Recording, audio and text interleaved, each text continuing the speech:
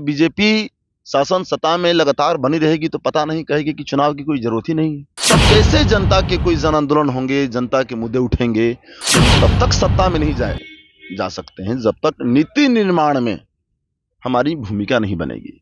आज 9 साल में कितनी नौकरियां दी है वो करने के लिए। इस देश में किसी भी राज्य में हमारा शासन सत्ता नहीं रहा है। हम लोग CPI-ML हैं। PM लायक बहुत से चेहरे हैं और सारे चेहरे सामने आए। नमस्ते, मेरा नाम धीरज शर्मा है और आप कलम इंडिया न्यूज देख रहे हैं। बिहार विधानमंडल बजट सत्र की शुरुआत आज से हो चुकी है। आज पहला दिन है।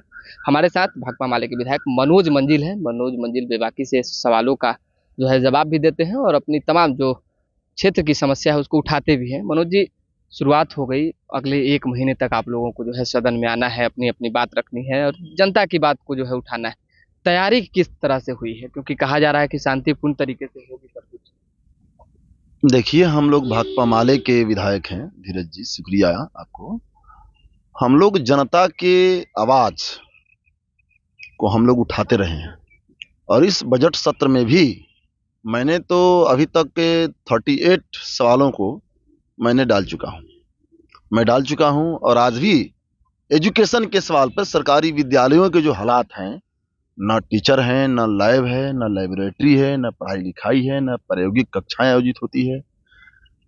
इसके बावजूद बिहार में मैट्रिक की परीक्षा, बोर्ड की परीक्षा ली जाती है। बच्चों के प्रैक्टिकल में अच्छे अंक भी आ जाते हैं। खेल कूद की पूरा संस्कृति कोई माहौल ही नहीं है। तो एजुकेशन के सवाल पे मैंने आज ध्यान आकर्षण डाला है। लगता है मुख्यमंत्री सुनेंगे, क्योंकि सब कुछ तो मुख्यमंत्री के अंतर्गत ही है, सब कुछ देखेंगे। बात सही है। हम लोग मंत्रालय में नहीं है, हमारी मित्र सरकार है। हम लोग सपोर्ट किए हैं सरकार को। तो सपोर्ट किए हैं सरकार को हम लोग इसलिए कि देखिए, बीजेपी सत्ता में रहेगी तब तो ये बोलने की स्पेस भी खत्म हो जाएगी। जब लोकतंत्र नहीं बचेगा, जब संविधान नहीं बचेगा, जब लोग एकजुट नहीं रहेंगे, तब कैसे जनता के कोई जन आंदोलन होंगे, जनता के मुद्दे उठेंगे। और इसलिए बीजेपी को सत्ता से बाहर रखने के लिए, लोकतंत्र के हिफाजत, संविधान के हिफाजत के लिए, मुल्क के हिफाजत के लिए हम लोगों ने और जनता के सवालों पर, जनता के मुद्दों पर हम लोगों ने महागठबंधन को हम लोगों ने सपोर्ट किया है। एक सवाल मनोज जी है, बिहार की राजनीति में डील की चर्चा काफी ज्यादा हो रही है, तो भाकपा माले के साथ ऐसा कोई डील नहीं हुआ कि आगे चल के कुछ मंत्री दिया जाए, बनाया जाए? क्योंकि जब तक आप लोगों के पास मंत्री नहीं होंगे तब तक कैसे लड़ाई बढ़ेगी और कैसे बेहतर काम होगा? देखिए, हमारी पार्टी की लाइन है कि हम तब तक सत्ता में नहीं जा सकते हैं जब तक नीति निर्माण में हमारी भूमिका नहीं बनेगी। तो नीतियों के निर्माण में, पॉलिसी के लेवल पर हम जब प्रभावित करने की ताकत रखेंगे तभी तो जनता की स्वार्थ की पूर्ति होगी, क्योंकि जनता की स्वार्थ ही हमारी पार्टी की स्वार्थ है। माना जाए कि आप लोग पीछे पीछे घूम रहे हैं किसी पार्टी के, किसी दल के? पीछे इसको नहीं कहा जाएगा। हम लोगों ने एक एजेंडा पर हम लोगों ने सपोर्ट किया है। हम लोग तो बार बार कह रहे हैं ना कि ये जो बीजेपी शासन सत्ता में लगातार बनी रहेगी तो पता नहीं कहेगी कि चुनाव की कोई जरूरत ही नहीं है, दूसरी पार्टियों की कोई जरूरत ही नहीं है। बीजेपी है, वन नेशन है, वन पार्टी है, वन शासन है, ये सब कुछ वन करते हैं। तो जबकि ये हमारा जो देश है ये डाइवर्सिटी वाला देश है। हमारी देश की जो खूबसूरती है, ये जो पार्क में देख रहे हैं कितना खूबसूरत लग रहा है, अलग अलग फूल खिले हुए हैं, अलग अलग फूलों की सुगंध, खुशबू आप महसूस कर सकते हैं। उस तरीके से हमारा मुल्क है।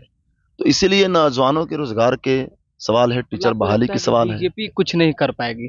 बीजेपी तो आप देखिए ना, 9 साल इतना काम हो रहा है केंद्र में, इतना सड़कों के काम के अलावे किनका काम कर रहे हैं? अडानी का हो चाहे अंबानी का हो, किसी ने रेलवे, बैंक को बेचने के अलावे, सरकारी नौकरियों, सरकारी कंपनियों को खत्म करने के अलावे वो क्या कर रहे हैं? आप लोग की बातों से ऐसा लगता है कि आप लोग एंटी मोदी हो गए हैं। नहीं, तो हम लॉजिक के साथ अपनी बात कर रहे हैं ना। जैसे रेलवे में आप देख लीजिए, हिंदुस्तान का सबसे बड़ा नियोक्ता है रेलवे और ज्यादातर उसमें गरीबों के ही बच्चे रेलवे में जाते हैं। आज 9 साल में कितनी नौकरियां दी है वो, उनसे पूछा जाए। देश के विश्वविद्यालयों की हालात क्या हो गया? ये 10 लाख केंद्र सरकार में जो पोस्ट खाली है उस पर बहाली के लिए सरकार कौन सी पहलकदमी ले रही है? हम लोग तो बिहार में भी जो तकरीबन 10 लाख पोस्ट खाली है, तो हम लोग बिहार में लगातार 20 लाख का वादा हुआ है, उस पर कुछ विशेष बात होगी आप लोग? जैसे 20 लाख का वादा हो, 10 लाख का वादा हो, 10 लाख का तो वादा हम लोग ही चुनाव में हमारा एजेंडा था। तो 10 लाख तो सबसे पहले बिहार में नौजवानों को नौकरी मिले शिक्षा के क्षेत्र में। एक अहम सवाल है, काफी आरोप आप लोगों पे लगा, बहुत दिनों से हम भी सुन रहे हैं। आखिर ऐसी क्या वजह हुई, आप लोगों ने ऐसा क्या किया कि भाजपा आज भी कहती है कि आप लोग मुरीकटवा पार्टी हैं? मुरीकटवा पार्टी का उपाधि क्यों मिला, ये आरोप क्यों? परफेक्शन IAS, UPSE और BPSC फाउंडेशन क्लासेस के लिए समर्पित संस्थान। यहाँ आपको UPSE selected and interview appeared faculties द्वारा गाइड किया जाता है। Separate batches for Hindi and English medium. 65वीं और 64वीं BPSC एग्जाम में 69 और 107 रिजल्ट्स एवं 66वीं BPSC एग्जाम में 131 रिजल्ट्स हासिल किया है परफेक्शन IAS टीम ने। परफेक्शन IAS, कुमार टार, बोरिंग रोड, पटना। आरोप लगाने वाले कौन है? नरसंहार करने वाले लोग हैं। जो रणवीर सेना बनाए, जो नरसंहार रचाए, वही लोग हमको कहते हैं। तो हिंसा पर देखिएगा, तो हिंसा पे शासक वर्ग का, फ्यूडल फोर्स का इजारादारी कायम रहे, एकाधिकार कायम रहे। वो हमारा गर्दन काटेंगे, वो गर्भवती महिलाओं का पेट फाड़ेंगे, उसके गर्भ में पड़ रहे शिशु को निकालेंगे, तलवार से चीरेंगे। उनके लिए सब ये अधिकार है।